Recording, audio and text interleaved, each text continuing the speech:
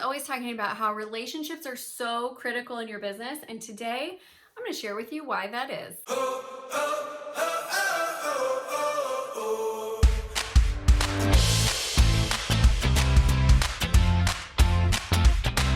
Hey, this is Amy Walker here, small business strategist, speaker, and author.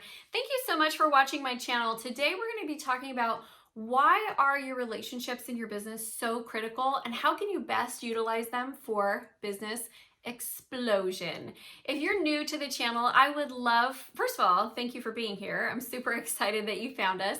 And secondly, I'd love to stay connected. So make sure that you subscribe to the channel and hit the bell notification so that you can get notified every time we release new content. We do release new content every Monday through Friday, and it's a mixture of like specific skills that you need to grow your business and also some mindset and life balance tips so that you can be sane during the process of entrepreneurship. So let's jump into our topic today. I have really built my business off of relationships, which is kind of funny because I hate networking events. Networking events for me are so awkward and uncomfortable. It's like I've got to go in there and make myself look cooler and sound cooler than I really am. And I feel like the awkward girl who didn't know which table to sit at in junior high. That's my experience of networking events. And so even though I'm not the best networking event attender in the world, I have been a really good relationship builder and have really had some critical, pivotal moments in my business that happened because of reaching out and establishing a relationship. So we're going to talk today about different types of relationships that you should be fostering and why they're going to be critical and important in your business. So the first type of relationship I want to talk about is the referral partner. You can go out there and find every single one of your clients on your own. It's doable. It's tiring. Somebody else has already gathered them and found them. And if you could just tap into that person, you could hit your goals a whole lot faster. So my recommendation is that from the very get-go, you start looking for referral partners. I built my business. My first year, we did over 6 figures in revenue, and we did over just about 2,000 new leads that we brought in, and it all came through referral partners. I would reach out to other people and say, hey, you've got a great training on this. I've got a great training on this. What if we train together? Or I would host an expert summit where I would say, hey, all you amazing people, you are all so inspiring to me. I'd love for us all to come together and create an event that we all promote together. And so we promoted each other's referral partners. Everything that I did that first year that worked, I tried some things that didn't work, but everything that I did that worked came through referral partners. Now, these relationships are easier to develop than you might think. It's really a matter of researching and knowing who's the right referral partner for you. I get people that reach out to me to be a referral partner for them, and I'm like, did you even look at my profile? Because I am clearly not who you're looking for. One person, they had like these teenager clothes, and not even just like a preppy teenager. By the way, I'm not a teenager, just in case you were wondering, but like a goth teenager. I was like, did you look at my stuff? First of all, not a fashion person. Secondly, I dress like a mom because I am a mom. Thirdly, no, not a fit. So if you're going to reach out for referral partners, make sure that you've really vetted them well and that you guys are mutually a good fit. The second thing to do when you're reaching out to them is to reach out with not just asking to take from them, but asking to give to them. I get a lot of reach outs as well where they're very greedy type asks. Like they just want me to do something for them. Hey, would you promote my book? Hey, would you promote this? Hey, would you promote that? Instead of like, hey, can I promote you in front of all of my people? I think you would be a great asset to them. It's really differently received when you are looking to build up other people and help promote them. The next type of relationships that I want you to look for are people who can open doors for you in business. These are people who they're not your ideal client. They're not necessarily going to be a referral partner, but they have access to a lot of opportunities and resources and people that you could really have connections with. These relationships, I really recommend that you build caring, trusting, honest relationships.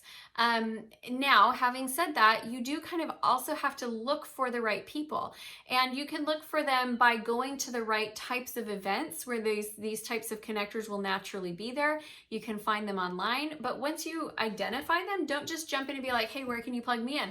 Really jump in and create a relationship with them. Again, add value for them. See how you can help and support them. Like their stuff, share their stuff. Be a cheerleader and a proponent for them. And as much as possible, create conversations that don't just happen online through likes and shares and comments, but really make an effort to reach out and establish relationships with people who they're not going to ever be your client. They're not ever going to partner up with you, but they could sure open a ton of doors for you and introduce you to the right exact group of people. The third group of people that you are going to want to establish relationships with is your client base. And this is relationships. I know that we are in the digital marketing age and we're, trying to acquire clients online, and we love sales funnels, but I'm telling you, you can't put a price tag on the value of an actual relationship. I am going to share with you in a minute some specific tools and strategies you can use to facilitate strengthening those relationships. But the number one thing that I'll tell you is you need to care about your clients and care about their outcomes, not just their money. Do you care that it works for them? Do you care that they get what they want out of the experience? Or are you just looking for the dollars? Because if you're just looking for the dollars, first of all, I'm not your person. I'm just not. It's not how I do business. It's not going to work over the long haul. I feel like it's hard to sustain. So really care about the people, create a community around your product or service, and spend time. Don't try to structure everything. Spend time just building relationships and having conversations. That is so critical and is too quickly becoming a little bit of a lost art in business. The fourth type of relationship that you're going to want to have as an entrepreneur is going to be your support network. This is your tribe. These are your people. For me, it's my girls. Like, they are the people that will, if they haven't heard from me, they'll be like, where are you at? What you doing?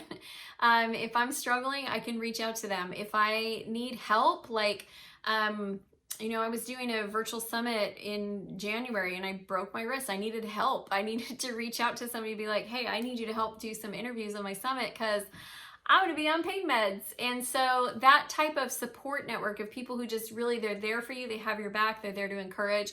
They will be the ones that pull you through the hard times.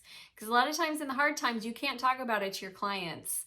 You can't talk about it to your referral partners because you don't want people to pull away because you have problems in the business. But the people that you'll talk about that with is your support network. So that's your tribe. It's also your coaches, your consultants, the people that you hire to help you get through the hard stuff. All right, now this wouldn't be a very super helpful video if I didn't also give you some tips on how to build these relationships. So let's jump into those. Tip number 5, have real conversations. When somebody, a couple times a week, I'll go into Instagram, I'll see people who have added me and I'll send them a voicemail. And that's a first step to a real conversation. When somebody reaches out on a platform, they ask a question, I will offer to get on a phone call with them and answer that question.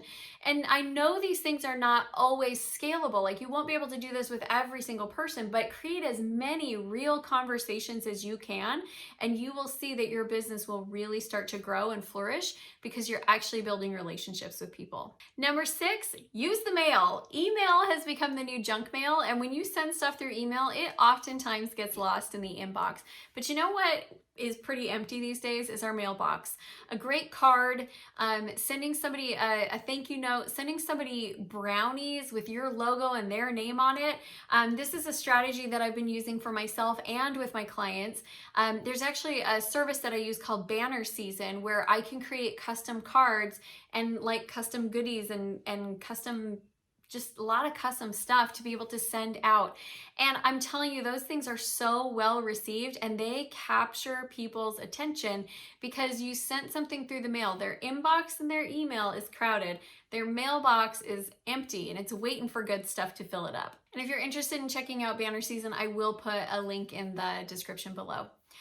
Okay, next thing is when you're reaching out, I truly believe that a lot of us feel a little turned off by cold reach outs. That's probably a good way to say it. Like, we get a lot. A lot of them feel pretty spammy, and they just don't catch our attention. And so we don't say yes and we don't engage with them. So I think that you need to lead with an irresistible offer, something that you're giving that is so high value that they want to say yes. Things, simple things. It could be an invitation to be a guest on your expert summit. It could be an invitation to be a guest on your podcast. It could be a request to interview them for a blog post that you're doing. It could be that you're going to give them a free assessment. I got a great reach out this week. I didn't need the service, but I was so impressed with his reach out. I wrote back and I was like, "You are killing it with your reach outs. Thank you so much. This was a joy to go through your sales process or his marketing process." But he sent me a customized picture of him with my name and my website in the background. And then he said, "Hey, I was looking over your stuff. You're doing so many great things. Can I make you a quick video and tell you 3 things that I think you could do better? Or 2 things I think you could do better." And so I was like, "Yeah, you can send me a video." So then he made me a customized video and he put it on my customized landing page. And like, it was such a, I felt special and I felt valued because he had taken the time to really create an irresistible offer that was just for me. All right, last tip is kind of building off of some of the things that he just did, which is do the unscalable. So I was asking him about this process and he said, "Honestly, it's not real scalable." And I was like, "Of course it's not scalable. You made a video just for me and you put my name on a landing page. Of course that's not scalable." But man, was it impressive. Do the unscalable things. Create customized videos. Make a picture and put it in your email of you going like this with somebody's name. I was actually doing that earlier, just so that it will catch their attention and they'll know that you actually do want to have a conversation with them, that you didn't send this massive thing out to 20 different people. This is what we need in the industry right now. We need more real, solid relationships. And I hope you've gotten some good tips today on how to build them and how to create them. If this video has been helpful and you have enjoyed it, I would love for you to do a couple things for me. Number 1, like the video. Number 2, leave me a comment. Tell me what stood out for you or what's a takeaway. And then if you would like to join a community of like-minded entrepreneurs, I'd love for you to head over to our private group. It's a great place to ask questions, get connected with other entrepreneurs. It's called the CEO Spot on Facebook, and I hope to see you there. And that, my friends, is it. Thank you so much for watching today.